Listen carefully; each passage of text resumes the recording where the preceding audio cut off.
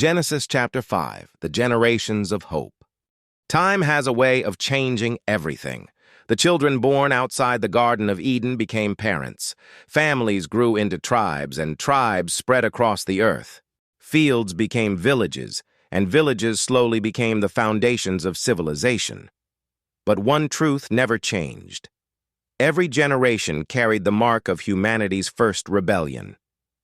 Adam and Eve had been created in the perfect image of God. Their descendants still reflected that image, but now it was shadowed by mortality. The beauty of creation remained, yet every life was touched by the certainty that one day it would end. Still, God's promise endured. The family line of Seth continued to grow, preserving the hope first spoken in Eden. The story of this family was more than a list of names. It was the thread through which God would carry his plan of redemption across the centuries. Adam lived for many years after the birth of Seth. He watched children become parents and grandchildren become grandparents. The family that had begun with only 2 people now stretched across the land. He told them stories no one else could tell. He described the beauty of Eden. He spoke of walking with God in the cool of the day.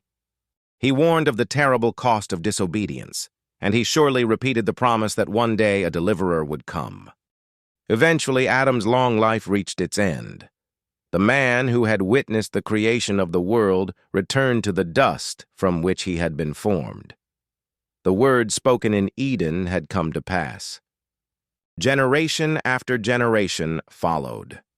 Seth lived a long and faithful life, raising children who continued to honor God. After Seth came Enosh, then Kenan, then Mahalalel, then Jared. Each generation built upon the one before it. Children were born, families multiplied, years passed into decades, decades became centuries. Again and again, the same quiet rhythm echoed through history. They lived, they raised sons and daughters, and then they died. The pattern repeated like the steady beat of a drum, reminding humanity that sin's consequence had become the inheritance of every generation. Yet in the middle of this pattern, one life stood apart. Jared became the father of a son named Enoch. From the beginning, there seemed to be something different about him. While many around him focused on building lives, expanding families, and pursuing earthly success, Enoch desired something greater. He desired to walk closely with God, day after day, year after year. Enoch chose faithfulness. He trusted God even as the world around him slowly drifted further from its creator. Scripture would later remember him with a simple but extraordinary description. He walked with God. Not occasionally, not only in times of need. His entire life reflected an ongoing relationship with the one who had made him. Then something happened unlike anything anyone had ever witnessed. Enoch's earthly journey came to an end. But not through death. God took him. He simply disappeared from the earth and entered the presence of the Lord. For the first time since humanity's fall, someone escaped the curse of death itself.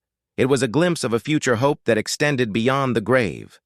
God was reminding humanity that death would not have the final word forever. The generations continued. After Enoch came Methuselah. He would become the longest-lived man recorded in history, living nearly 1,000 years. His extraordinary lifespan became a silent testimony to God's patience. Year after year, century after century, God continued allowing humanity time to turn back to him. Methuselah became the father of Lamech. Lamech lived during a time when the earth grew increasingly troubled. Violence spread. Pride flourished. People remembered God less and less. Yet Lamech still clung to hope. When his son was born, he gave him a meaningful name, Noah. The name carried the idea of comfort and rest. Lamech believed that perhaps this child would bring relief from the exhausting toil that had burdened humanity ever since the ground was cursed. Perhaps he remembered the ancient promise spoken in Eden. Perhaps he wondered if Noah might somehow be connected to God's greater plan. He could not yet know how significant that child would become. As Noah grew, the world around him continued to change. Humanity multiplied rapidly, cities expanded, knowledge increased, achievements multiplied. But so did wickedness. Many people lived as though God no longer mattered. The Creator who had given them life was increasingly forgotten. Yet even as darkness spread, God quietly preserved a family line devoted to him. Through Adam, through Seth, through Enosh, through Enoch, through Methuselah, through Lamech, and now, through Noah.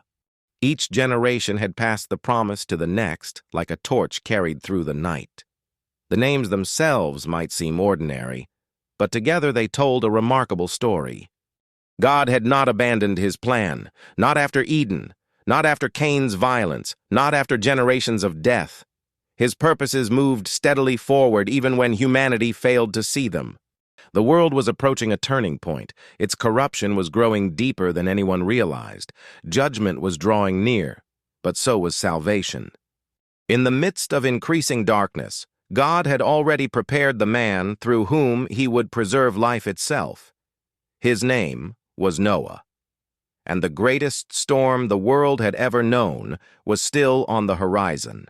To be continued in Genesis chapter 6.